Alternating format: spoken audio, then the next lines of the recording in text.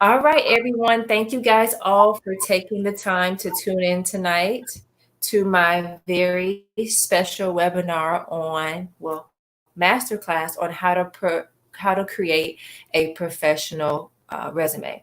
I noticed that because I wanted to keep this exclusive to everyone who signed up for the masterclass. Thank you guys for taking the time to sign up.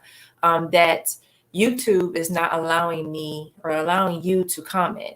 So if you have any questions for my guest speaker tonight, please either send me a message via Facebook or send me via Instagram, J Davis Media. Send me a DM and I'll go ahead and get those questions answered for you. Okay. So without further ado, I'm going to go ahead and jump right into it because I don't want to waste any time. And have Miss Charmaine on, and she's going to talk a little bit about her experience with resumes, with LinkedIn, and then we're going to get into the nitty gritty and all the tips that you need to create the perfect professional resume. Hi, everyone. All right. You can hear me. Okay. Can everyone see my screen? Well, I'm going to share it in a Okay, minute. sure. Okay. But before we get started, can you just introduce yourself, let everyone know where you're from and why you are so passionate about resumes and LinkedIn? Yeah, my name is Charmaine Pocek, and I live in Houston, and I have been a recruiter for, oh my gosh, 15, 20 years now. And about 5 years ago, oh no, actually, oh my gosh, 7 years ago, it's gonna be 7 years in July.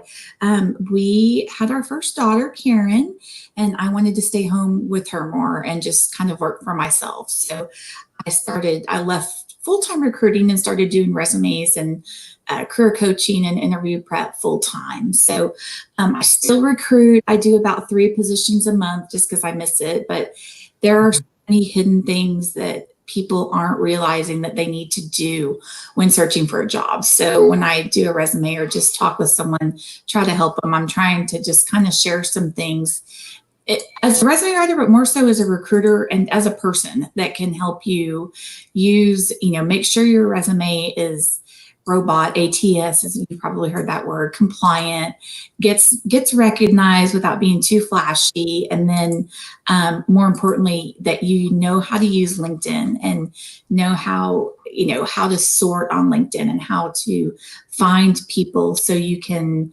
completely, after you apply for a position with your new resume, you can make sure you get a call back.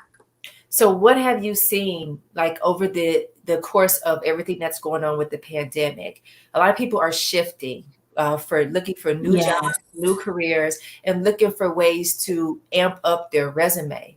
So what have you seen like in the recent months with everything that's going on with regards to resumes and even LinkedIn?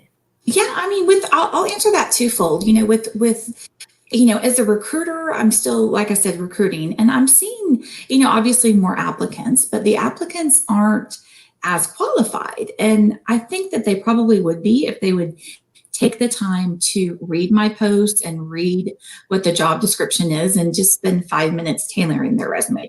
So that's one thing that when I take to my clients, when I work with them to build a resume and do career coaching or interview prep, I try to make sure that they know how exactly to make sure your resume is tailored and then how to follow up. Because for one position, say for a sales manager or for a marketing, coordinator, that one position can get 500 applications in a week. And there's no way a recruiter has time to go through and look at every single one. So the chances of your resume just getting looked at by random odds are not good.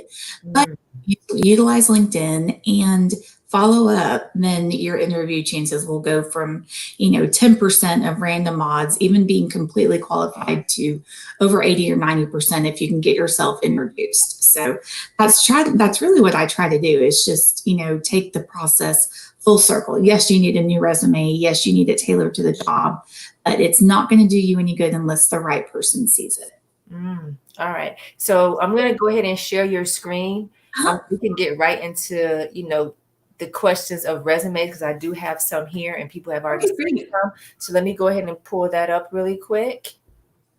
And Ms. Charmaine, go ahead and just talk through resume design and structure?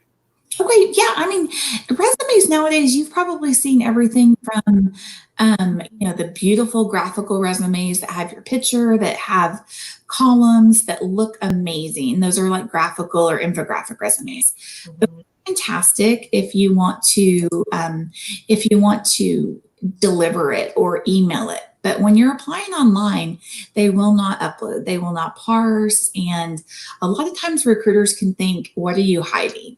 So when you have, if you use that format, you do want to have a Word document in addition to that. And it's really, really important that you have a title on that document, Okay. have a bio, a short bio, not an objective. So companies now really want to know what you can offer them immediately. Unfortunately, gone are the days where they want to know why you want to work for the company. That's an interview question. They want to know what you can offer them. And then over here, every resume, no matter how you format it, needs to have keywords. So go through each job description, and this is like sales, for example. So, account management, forecasting, presentations, anything you see in the job description, create a section like this in your resume that you can easily go through and change out words if needed. Mm-hmm. Or you'll get through the robot or the ATS system better. And most resumes now, it's a myth that resumes need to be one page. So if you're just graduating and you even have 2 or 3 internships, a 2-page resume is a better choice. Okay. The first page needs to have everything on it to sell you. So your bio right here and these career highlights are so important, along with the keywords. So on the first page, if you see here, these career highlights, some of these actually were taken from one of the first positions this person worked down here. Okay. So even though this is on the second page, the main accomplishments are put on the first page. So you'll get about 10 seconds from a recruiter to just glance at your resume and say, okay, I'm looking for keywords, I'm looking for metrics, I'm looking for percentages, I'm looking for achievements. And if they see those, they'll pick up the phone and call you. Mm-hmm. So let me ask you this. Mm-hmm. I see this resume that you have here. You have a lot of words, a lot of writing. Yes. I've heard that people really don't, when recruiters are looking, they don't really read all of that. They look for, like you said, the keywords. So if someone doesn't know how to put all of that together, do they need to put all of that, the description and all that there, or can it be a short, 2 to 3 sentences that highlight who they are? For the bio, it depends on your career level too. If you're I'd say if you're just graduating or have maybe up to 2 to 3 years of experience, Mm-hmm. a little bit shorter, maybe, 2 to 3 sentences there. And then you might not have a career highlight section. You might, to make the first page stand out more, then you can move your education up. And you can put your skills and experience maybe under this to make sure the keywords are there. This can be expanded on. So don't be afraid to go overboard with the skills, just so you can get past the ATS systems. Okay. So with the experiential marketing industry, we have so many people that work in our industry that are able to create resumes that they could send directly to the account manager or the person that's hiring. Mm-hmm. So when they're looking, because I know a lot of my audience are EXPs and people in my industry, when they're looking to create their resumes and make sure that they stand out amongst other people in the event marketing industry, what are some things as far as skills or expertise that they should or shouldn't include? They want to see? That's a great question. Because there's resumes that you gear towards not knowing anyone and hoping that a recruiter sees it, to hopefully having a referral in, just like you were talking about. Mm-hmm. You want to make sure that they can understand what you have accomplished without knowing who the company is you did it for, or what industry, what you were in when you did it for. Okay.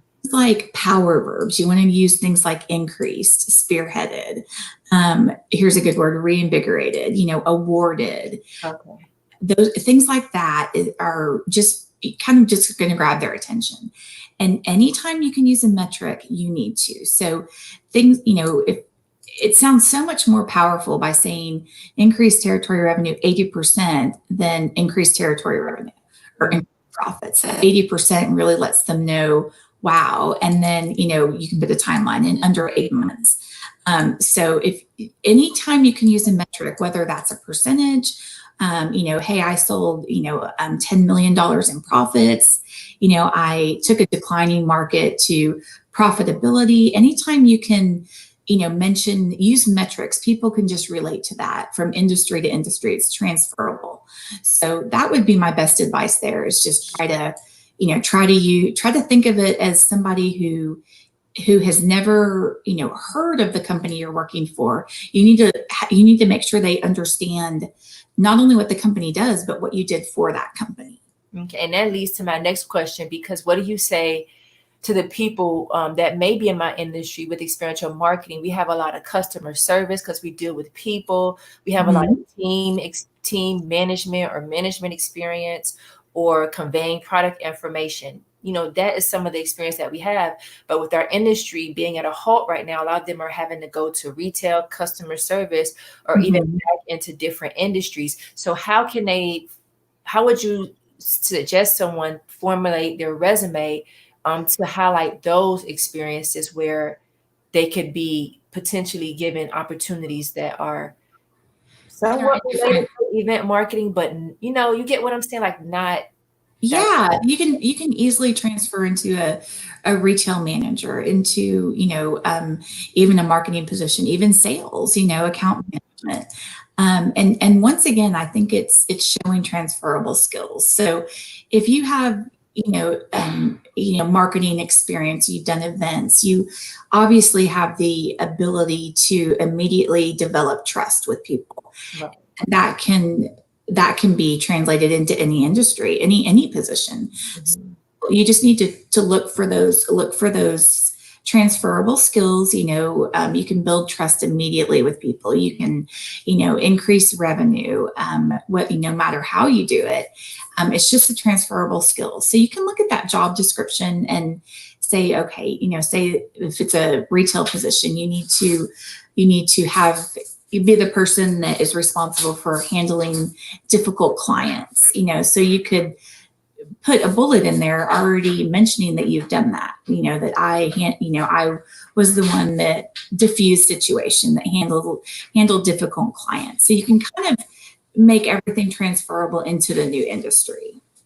Okay. And what would you say with regards to creating a turnkey resume? How often should someone update their resume? Every time you apply. The best thing you can do is at the top of this resume here. The best thing you can do. So say I'm applying for a director of business development. You want to go as far as to put the company name there. So say this is for Google.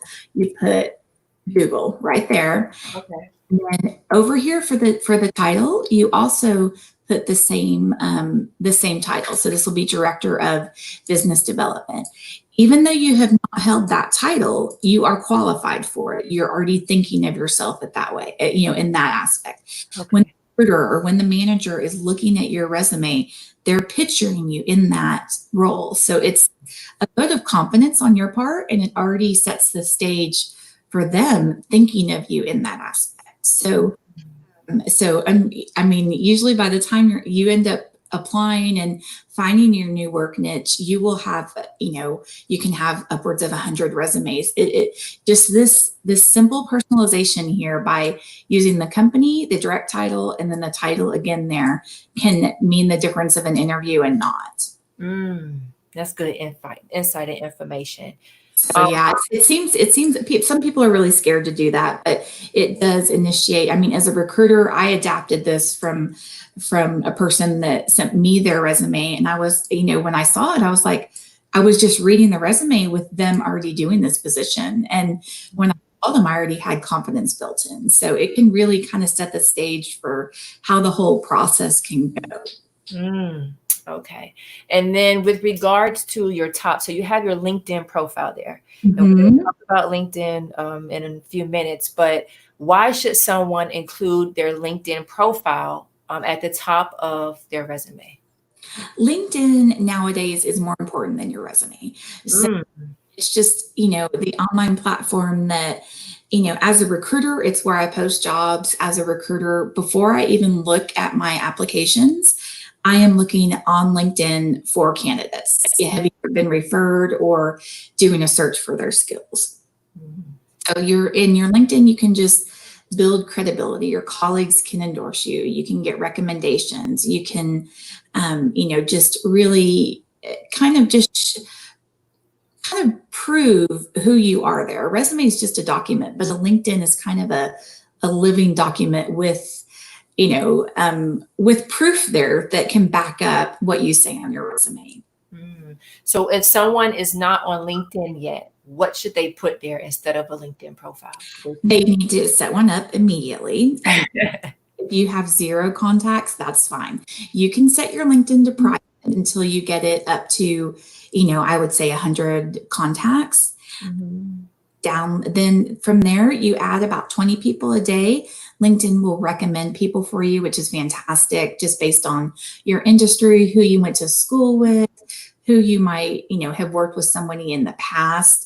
So it's very easy to build up your contact list. And then you just take your resume and you use specific parts of it to build the sections on LinkedIn, for your About Me section, your keywords and everything. And then you publish it and it's live. You endorse people's skills, they'll endorse you back, ask for recommendations. And, as a recruiter, I would be very hesitant to move forward with someone if they did not have a LinkedIn, if marketing or sales or something like that. Now, if they're in a completely different, industry where it's not as relevant, then I could understand it though.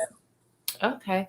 So let's move down to the professional experience section. In the experiential marketing industry, like I was telling you offline, oftentimes you can work 3 to 4 jobs in 1 week. So what advice would you give to someone who works in the event marketing industry who may within a month rack up 12 different job opportunities?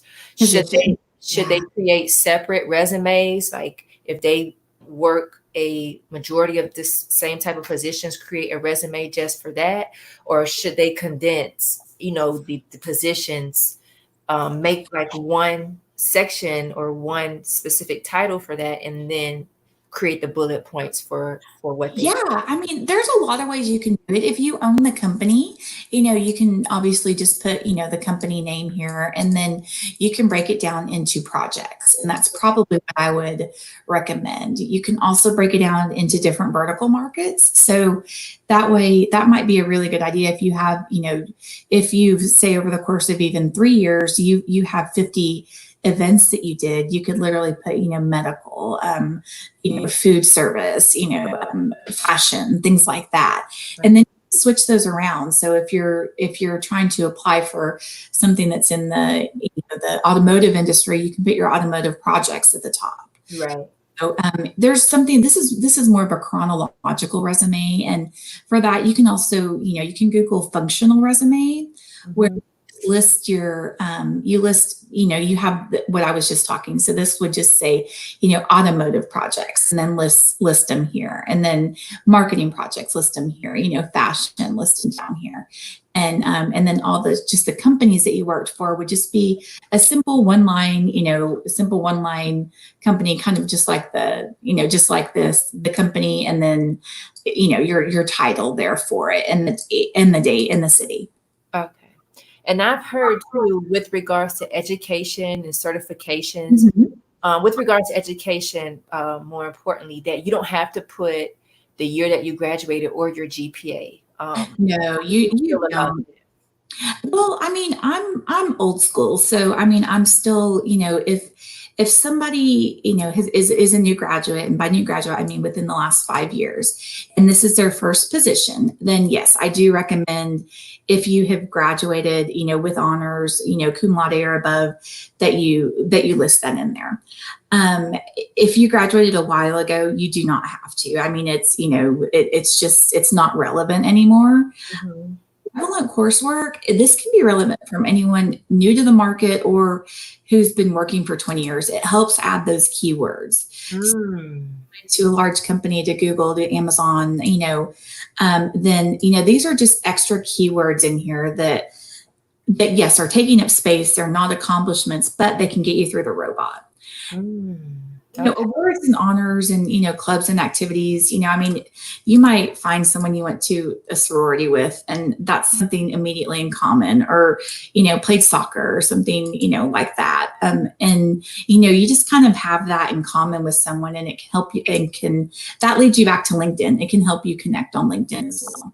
Okay. So those are just kind of soft things. And I even go as far to add, community engagement down here, or what you like to do in your free time, just because it makes you human. Resumes can be so just rigid, and you can seem kind of like a robotic, person that does these things. And just adding, things like clubs and activities or community things that make you a person can really just bring a personal touch to the resume.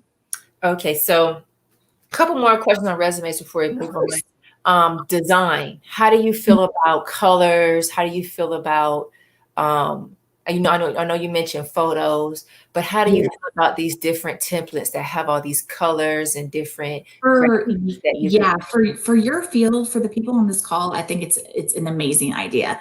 Okay. I don't have up here I do offer graphical resumes, and I have a designer that designs them in InDesign. I'm not a graphic artist. I wish I was, but if I tried to do that, it would take me 5 hours. So, basically you can have a Word document that looks, this isn't flashy. It's not beautiful, but it's not just black and white. There's a little bit of color on it. But for your field, I 1000% think that you should also have a graphical design. So, you can have your photo, it can be in a pretty column. The only thing I don't recommend on those, a lot of them, when you Google them, you'll see down at the bottom or on one side where they'll ask you to rate your skills, like training and development. There's no way to rate yourself a 10 or to rate yourself a 5 out of 5. Yeah, I've seen that. So yeah, you just want, that's the only negative for that, is you want to stay away from the ones that do that. But if you go to Etsy, Etsy, however, everyone pronounces it, there are some beautiful templates there that are very easy. I can even edit those. I can do that, which says a lot, but that's a good place to start. And pick one that fits your color scheme. Like for me, I know if I was doing it, I would, I love the color blue. I like yellow and pink and girly colors, things like that. So, make it fit you. But for marketing, I think it's a great addition. Addition to your Word document, use the Word document when you're applying online, but anytime you email, you send via LinkedIn, you have a manager's email or even drop by with the resume, make sure that you use the graphical version. Okay, and then let me ask you this. Once you create it in Word, should you save it as a PDF and send it as a PDF so no one can edit it, or is it fine to send it as a Word document? Now, there's two answers for that, and I'm going to answer that as a resume writer first and then a recruiter. As a resume writer, you save it as PDF. It just looks better. Okay. Recruiter, when I call people on the phone, a lot of my hiring managers want me to ask specific questions. And well, now I work at home, but even my printer here is across the room. But, when I worked in the office, we had one printer for 10 different recruiters. So it was, the chances of me actually being able to print that out were not good. So it was frustrating when I would get a PDF. I like to create, I literally make a comment section on, I'll just go to review and then new comment, and I will put notes in here for my hiring manager and send them that document. Recruiters prefer Word. Also, if, I know a lot of people in this, in this form will probably talk to headhunters, or those are agency recruiters, and they get paid by people who are the companies that they place you at. Want to take off your information and put on their letterhead. And it's easier for them to do that in Word than it is, on a PDF document. So that's two reasons. But as a recruiter, I think, I definitely, if I was looking for a position, I would 1000% send it in Word. Okay. Thank you for that. So we're going to go ahead and jump right to LinkedIn. I got a couple questions there. First, yeah, you got your LinkedIn up, which is awesome. Thank you. Talk about the importance or the power of leveraging LinkedIn. It is beyond amazing. I mean, and when, and I'm speaking here as a recruiter, just the vast power that recruiters have to search and to connect people is just amazing. But another thing it gives you is, you can apply for jobs via LinkedIn. You can network. It will suggest people so much for you. It'll when you're trying to add people to your network, for example, it says my network over here, and then it will eventually, every time you log in, it will suggest people that and you just connect with them. You don't even have to send a big message. Most people are wanting to grow their network, and then you never know, you might want to apply at HEB, which is a huge grocery store in the Texas area, and seeing that person there when you're a connection, that allows you to then send her an email saying, hey, I applied for a marketing position. Your career is amazing. Would you mind forwarding my resume on? And people are, with all this stuff going on, even nowadays, there are still really good people out there, and 8 out of 10 of them are going to forward it on. So to internal referral, into that position. So just the power of, and the groups that LinkedIn offers, and, just the organizations you can join is just amazing. All right. So go ahead and search me in LinkedIn. I want you to look at my page, and we're going to be I'm going to be the test dummy, and you can look at my link and so be honest. Here we go. Yes. Now everybody who's watching, I have not updated my LinkedIn in a while. I'm working on it, so bear with me here. But I wanted Ms. Charmaine to use a real life case study and use me so you guys can see what I've done well and what I need to improve on. Yeah, this is a great idea. So, Ms. Charmaine, first thoughts when you look at my profile. I love your photo. I love it, love it, love it. Okay. I love this even more, because this is just, to me, this shows a bit of your personality. Even though I don't know you on a personal level, it shows it's very engaging. It's like you like to be around people. I can directly relate these to events that you probably have done. So this is great. You really want something that that shows you, but is still professional. So this collage is absolutely brilliant.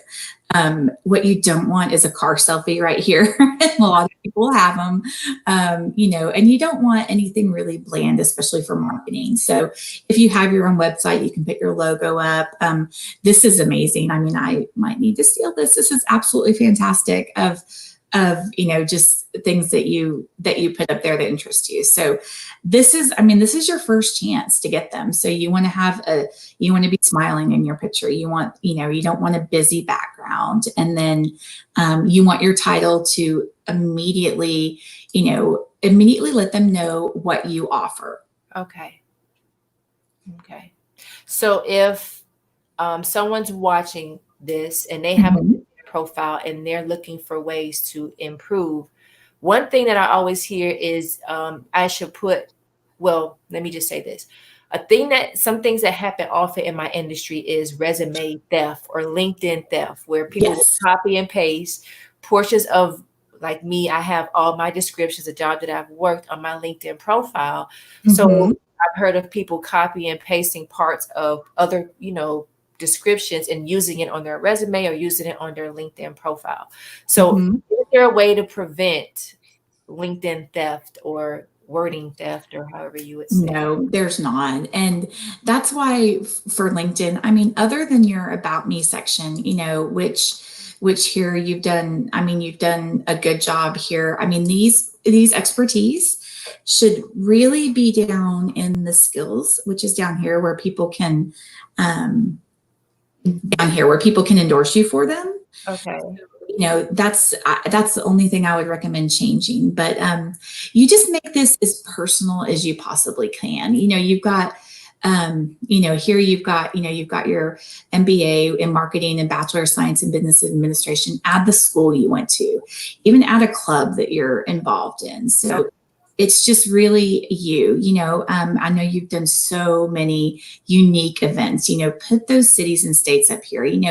A good thing you can ask here was, I put, some of my selected, because you've done so many selected events include, and then instead of using these keywords, list those events out. That way, if somebody steals those and they have to back it up with actually being there in data, they're not going to be able to do that. Gotcha. Okay. So no, I mean, that's just like resumes. I mean, you can Google a resume and copy and paste somebody's resume onto yours. You can build an entire template that's actually made out of other people's resumes. But unless you can back that up, then it's not going to really do you a whole lot of good. So why with LinkedIn is it important to have those keywords? Does it help with SEO? Like when people search you? Like why? Yeah, LinkedIn is its own beast. It really is. And it's, ever since Microsoft bought it, it changes, I would say weekly, just as I get updated, on how their new algorithm I think is working, something changes. Down here where your skills and endorsements are. When I'm recruiting, I can go in and say I'm looking for a marketing manager. I search marketing manager. I search all the things that I want them to have: digital marketing, brand management. I think now LinkedIn gives you 52 or 53 skills. So you want to make sure these are completely maxed out, and you want to get as many endorsements as you possibly can on them. So LinkedIn will show you a max of 99 here, and it goes well over that. You can get into the thousands. And the more endorsements you have is the more times, that's how your profile is going to start showing up more in searches. So how can someone retrieve more endorsements? What would they? When you're visiting somebody's profile, and you just like I'm doing right now. LinkedIn added this, I think, about a year ago. How good is this? How good is Jay at program management? And it's frustrating because it takes a lot longer to go through and to endorse everyone's skills. You don't have to do that. You can X out of it. So you can do it quicker that way. You can endorse skills quicker. But if you do this for, say, 5 people a day, and if you use LinkedIn's app, it is much easier. It's much less cumbersome. So if you use their app, you can do more, and people get a notification. Like you probably should see something up on your LinkedIn that, hey, Charmaine just endorsed you for 5 skills. And then, you can send a message, I could send a message to you, hey, I endorse your skills. Would you mind doing that back? And then, some people will, some people won't. And then for your recommendations, you can ask for them. Okay. Literally, you ask for, and I do this a lot. After I write a resume, I ask every one of my clients who I've ever worked with, and my candidates that I've recruited, my hiring managers who I've placed with, to write me a recommendation on that incident. So, and you just put here, you worked with them in the same group, you were a mentor, you were, a teacher, you taught, things like that, managed you, and you just ask them, hey, can you send me a quick recommendation? These recommendations, if you have, I think it's 12 or more is what is the magic number at this moment. That probably will change next week. Then it kind of puts you up in that top tier. People are searching for marketing professional, marketing manager. You're going to come up before someone who has no recommendations. Wow. So those recommendations are important. They are so important. Yeah. And the ones that's given, a lot of people, for me, especially, I'm a resume writer. So somebody who is looking for a position does not want to let their employer know that they just wrote a recommendation for a resume writer. That doesn't look good. So able to actually hide these. So, it looks like here you've given 5, but, if you were working for someone right now and you did not want say if you hire me to do your resume and you did not want your boss to know that you worked with me to do that, you can still write a recommendation, and there's a setting in LinkedIn that you just go edit and you delete the ones that you've given. So it doesn't show. So, I know there's a lot of politics in marketing and in everything else, with people, there's just politics in the world today, unfortunately. Oh, yeah, look. Yeah. There we go. So that's one thing. You can hide those if you want to, and then the ones you received, you just ask people to do it. And you can ask your friends. You can ask. Yeah, I gotta really take advantage of that. Like I said, I haven't been on my LinkedIn game too hard lately, but I'm gonna definitely ask for more recommendations because it'll help. You'll see your profile, skyrocket if you start getting them. Okay. And then just with the recommendations, just use the pre-filled template that LinkedIn provides. It depends on what you want to. Your relationship, you have to put something there. You have to put what your title was, and then this is what LinkedIn's going to put. So obviously you don't want to do that. I have a script that I just copy and paste into each because I ask for several sometimes a day. So I usually make it personal. Hey, if you're happy with my work, please let me. I'd love a recommendation. It's how I grow my business. I'd gladly write one back for you. That's important because you want to return the favor. Mm-hmm. You want to make sure that it's complimentary. So it just kind of whatever suits you, and then if you want to ask your friends, your cousins, nobody's going to really know, who it is. So it's okay if you have friends and stuff do that as well. They just, instead of writing, hey, I worked with her on a project, just, hey, she's just such a professional woman with, experience, a lot of marketing experience, very goal driven. I'd recommend, something as simple as that. People aren't looking for the details as much as they're looking for the numbers here. Okay. So as we get ready to wrap up, and thank you so much for all this valuable information. Couple more questions that I've gotten. If someone does their resume or has a resume that they've created, can they just transfer the same information on their LinkedIn profile? You can. It's not recommended. So when I did yours, this was a while back. So things have changed now where on LinkedIn for you, I would recommend here where you've grown in your career to use a third person. So have somebody narrate a story about you. Okay. So it's similar to your resume, but it's not, it's not the same, either a first or third person, depending on where you're at in your career. And then just like you were asking me about stealing information as well, when you click on your experience here, oh, that's the company, sorry. When you click on your experience down here, what you're doing here is you're selling more so of the, this is more about the, what Nationwide was, and then this is what you did. So you don't want to, nowadays, since LinkedIn has, I think you did this a couple of years ago, because I don't think you get this many character limits now. Yeah, it's a little old. Yeah, no, that's okay. That's okay though, because it's great content. Yeah. But you want to only put about 3 to 5 bullets, and you want to confuse them because you want them to say, okay, wow, this looks really great. Put 5 of your best achievements there. Make sure they're metrics, accomplishment driven. I did more than 20 plus events. I made more than $1 million. And then, so that way people will need to contact you for more information. So don't give it all away. Just put your biggest achievements there. Okay. All right. And then as far as, I know LinkedIn has an option where you can upload a resume. Should they do that? No, never. LinkedIn, you want to for a number of reasons. It can have your personal information on there that you might not want floating around, especially if you use your zip code, or you might not want your cell phone out there for people to contact you. That's number one. Number two, you really want LinkedIn to be more of a hook. You want to use it as bait. You want to start a conversation with somebody. So if your resume is out there, if you've given them everything you've got, then you don't have that option to say, hey, can I send you my resume? Because it's already there. Better chance, connecting with people and, having more conversations, getting more contact information by giving them less information, giving them less about yourself.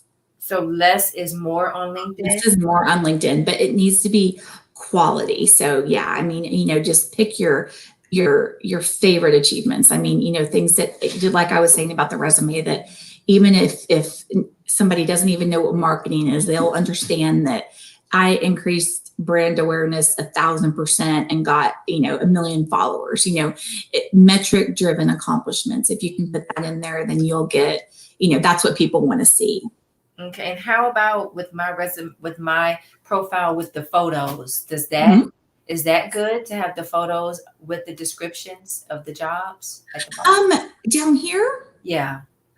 Yes. Usually it's called LinkedIn because it kind of links you back to the company and everyone who's worked for that company together. But these things here, I think, give it personality. You're lucky that you're able to add these. You're in an industry where these just give it personality to me. I think it's a great touch. Now if somebody's an accountant or, something, they can't really add a spreadsheet here or something like that. But for marketing, I love what you did here. This to me is fantastic. If somebody wants to steal your information, they're not going to be able to do that because these are your photos, Okay. I think it's great for marketing. So for this audience, I think it just personalizes things even more. Okay. All right. So before we wrap up, I just want to recap a couple things you said, and I'm going to let you have the floor with regards to the last couple tips that you have for everyone.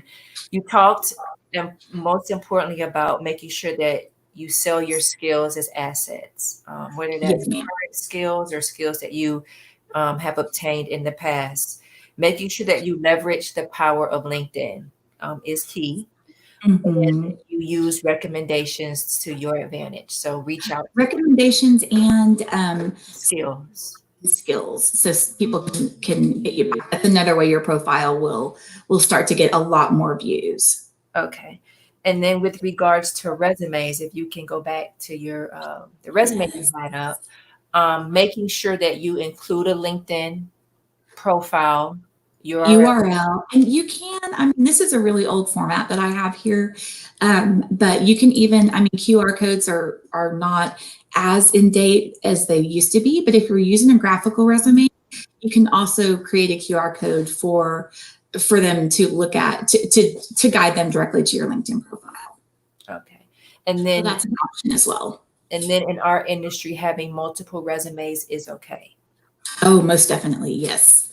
Okay. And then if you have the confidence, go for it. Add the company here.